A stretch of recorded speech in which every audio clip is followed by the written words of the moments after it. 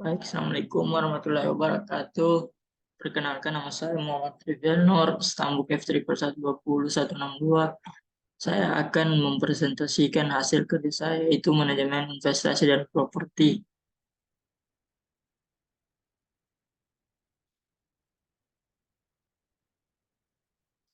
Sebelumnya kita mengenali dulu, yaitu pengertian manajemen investasi dan properti. Manajemen investasi merupakan suatu manajemen profesional yang memegang berbagai sekuritas atau surat berharga seperti saham, obligasi, serta aset yang lainnya seperti properti bertujuan untuk mencapai target investasi yang dapat menguntungkan untuk investor. Investor tersebut bisa berupa institusi, perusahaan asuransi, perusahaan dana pensiun, dan lain-lain.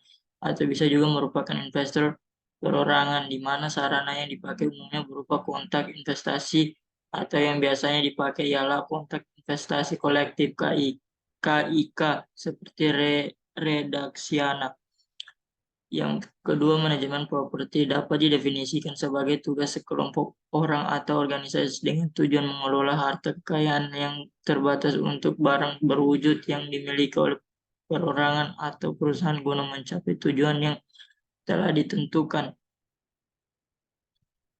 Jenis properti yaitu yang pertama rumah tapak atau London House, yang kedua apartemen, yang ketiga ruko, yang keempat Soho atau small office home office, kelima tanah kafling, yang keenam gudang. Real estate. Real estate adalah tanah ditambah bangunan dan sumber daya apapun di atas tanah itu. Real estate dapat digunakan untuk tujuan komersial seperti mengoperasikan toko atau kantor, atau untuk tujuan industri seperti mengoperasikan tambang atau pabrik. Namun jenis real estate yang paling umum adalah real estate residensial yang digunakan untuk perumahan. Karakteristik investasi.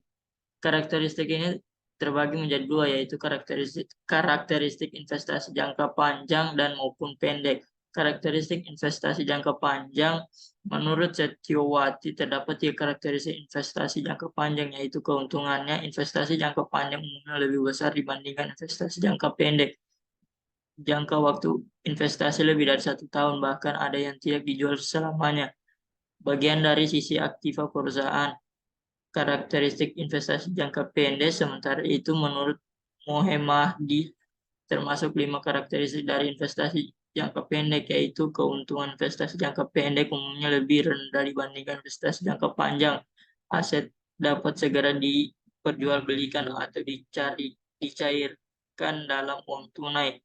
Yang ketiga, berisiko rendah. Yang keempat, jangka waktu investasi kurang dari 1 tahun. Yang kelima, dari sisi perusahaan, investasi pada umumnya bertujuan untuk manajemen kas, sehingga aset bisa dijual apabila timbul kebutuhan kas. Tujuan investasi jangka panjang, yaitu tujuan investasi jangka panjang tentunya untuk mendapatkan keuntungan, namun bagi beberapa perusahaan investasi jangka panjang dilakukan dengan beberapa tujuan berikut ini. Yang pertama, mendapatkan pemasukan tetap tiap periodenya, contoh dalam bentuk uang sewa, royalti, dan bunga. Yang kedua, untuk membentuk suatu dana khusus seperti dan kepentingan sosial.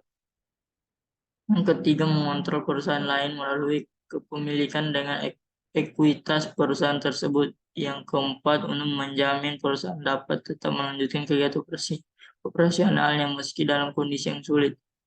Tujuan investasi jangka pendek, yaitu tujuan investasi jangka pendek tidak jauh berbeda dengan investasi jangka panjang, yaitu untuk memperoleh keuntungan di mana keuntungan tersebut nantinya akan dipakai untuk memenuhi kebutuhan jangka pendek seperti biaya pendidikan, konsumsi, dan kesehatan.